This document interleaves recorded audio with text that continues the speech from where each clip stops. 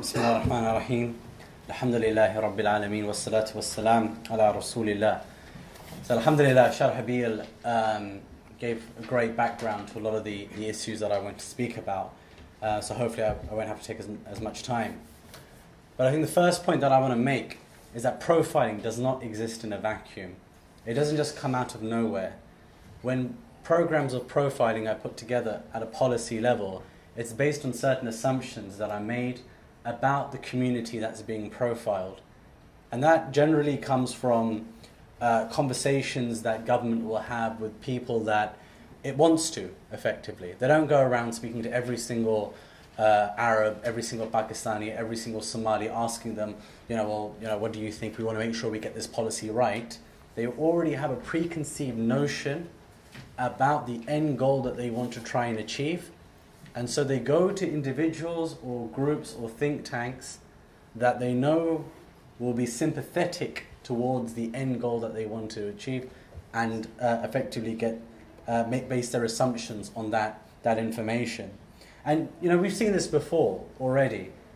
If you look at the very beginning of the war on terror and the way that the British Pakistani community was treated out of the fallout from the kind of AFPAC conflict. Obviously it started off in Afghanistan, but it spilled over into Pakistan as well. The way that British-born Pakistanis were being treated, the way that they were being viewed with so much suspicion, spoke to exactly how the UK government saw its relationship with these communities. In fact, it was interesting that even in the States, you had similar things going on, with even calls that there should be a special visa requirement for British-born Pakistanis when they wanted to go to the States, just for this one group. I can't remember who it was now. I think again might remember, but it was the Director of Homeland Security at the time.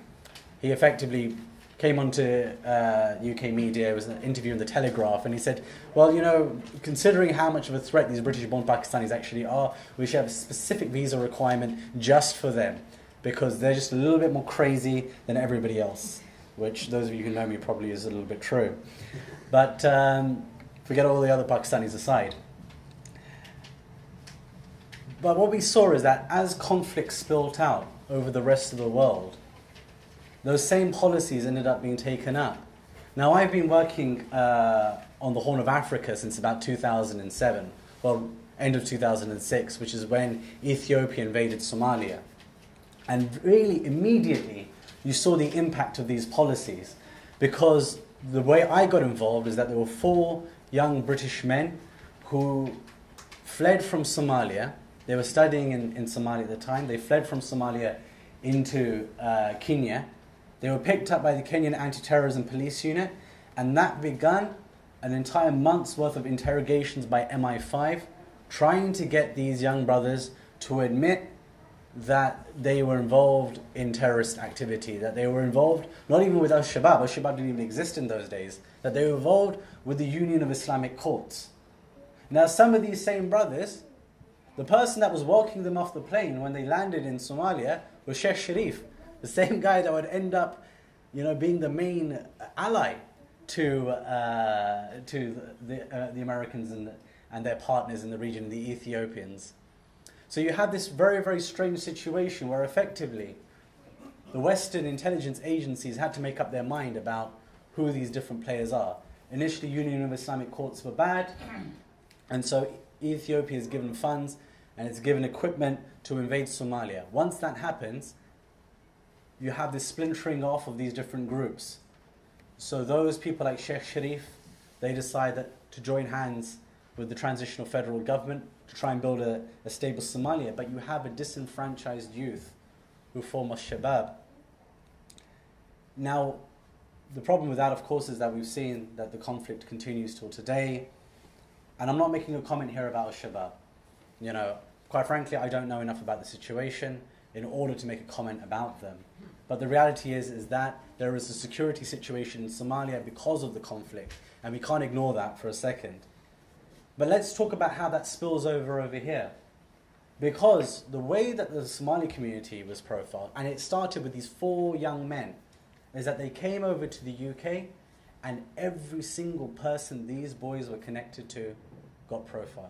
It was like a spider's web was being created. So, okay, this brother, he was one of those guys that was detained in Kenya by the anti-terrorism police unit, and the MI5 were after him. Let's see what mosque he goes to. Who were his friends? Who's he shaking hands with? Which lecturers is he listening to? All of these things. And the next thing you know, that across a certain part of London, particularly northwest London, North Wheezy for those of you who can't speak English, there was a particular type of profiling that took place. And that profiling led to people in this room being harassed, being constantly intimidated, having their doors knocked upon saying, it's the postman, and as soon as they open the door, they charge in, police and MI5 saying, we know that you're one of the most dangerous extremists in the UK. Hold up, I thought you were the postman. I didn't realize that they were delivering those types of messages these days. But I mean, it's such a strange situation. We know that you're one of the worst extremists in the UK. Will you come and work for us?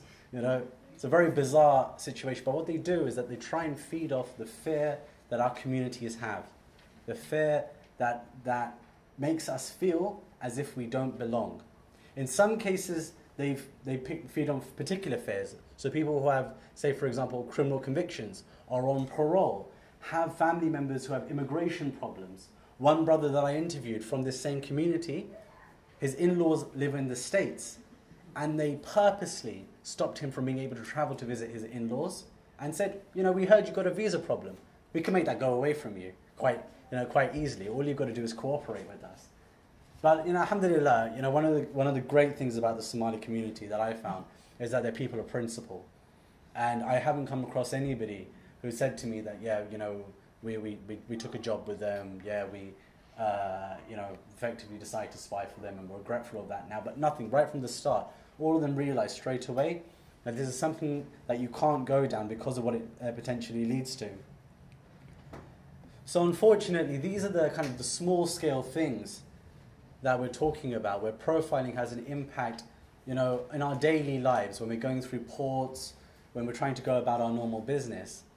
But unfortunately, on a larger scale, when you think about people like Mahdi Hashi and what he's going through currently, effectively, it's the same thing, just on a global scale.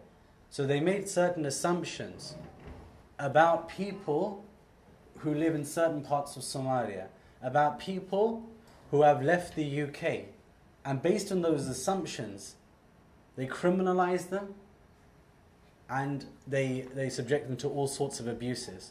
And this happens on a consistent basis, regardless of what Mahdi might have been up to in Somalia. It doesn't matter. The process has started here in the UK, from the age of 16, when he was being harassed and forced to leave, forced to feel like he couldn't be a member of the society anymore. But unfortunately, it's cyclical. So they say, well, there's young people going over to Somalia. Why are they going over to Somalia? Well, they have family there. People have weddings all the time. There is all sorts of reasons why a young Somali man would go to Somalia. But yet, an assumption's being made. And the crazy thing is, it's a false assumption anyway. All the young Somali men that I've spoken to, I know one thing about them. That when it comes to foreign policy, the British government has more to be worried about in terms of the anger they feel over Afghanistan and Iraq than they do about Al-Shabaab or the current conflict in Somalia. They don't think that the British government is involved over there or has any reason, or they have any reason to hate the British government particularly. But they have an affinity to their religion. So basing a new security analysis that these young Somali men are a security threat because of what's going on over there is a completely false premise, and it's one that we need to be aware of, understand, and actually counteract by injecting our own narratives, by explaining, by constantly writing and criticizing the government for getting it wrong. You've made some ridiculous assumptions about who we are, whether it's as British-born Pakistanis or whether it's as naturalized Somalis or British-born Somalis. It doesn't matter. The assumptions that are being made effectively result in the abuses that occur, and it's those that we need to work against. And my final thing that I want to say is really a call specifically in relation to Mahdi. Most of you know the hadith better than I do, which is that a a Muslim is a mirror to another Muslim. And when I think about this hadith, what it means to me is that when you look at the situation that somebody else is going through, you should reflect upon that on your own life. You know, people just think of it in terms of, you know, how you would like to necessarily project the comforts that you have on somebody else. But actually, there's another way of looking at it. Somebody is going through a difficulty. How does that reflect back on the comforts that you have, on the freedom that you have? Because it's not good enough to just say, oh, may Allah make it easy. Yes, you should make dua for him, and that's definitely one of the most powerful things. But really think about what it means. And I'm sorry for those who heard me say this before, but when you start thinking practically in terms of what it means, then it starts hitting home more. For example, Mahdi has a son. For those of you who have sons like I do, you know, when you start thinking about the fact, oh, he doesn't actually get to see his son anymore, doesn't get to hold his son anymore, doesn't get to be with his wife anymore. You know, when you start thinking practically in terms of those things, then you realize what this actually means. It means that a man and his family and the entire social structure that surrounds him is devastated because somebody made an assumption, a false assumption about who Somali people are. So these policies have a very real impact. They have a human impact. They destroy lives. They're not just simply random things. They destroy the very fabric of our communities. And that's the reason why we need to work against them. Jazakumullah khair. Assalamu alaikum wa rahmatullah.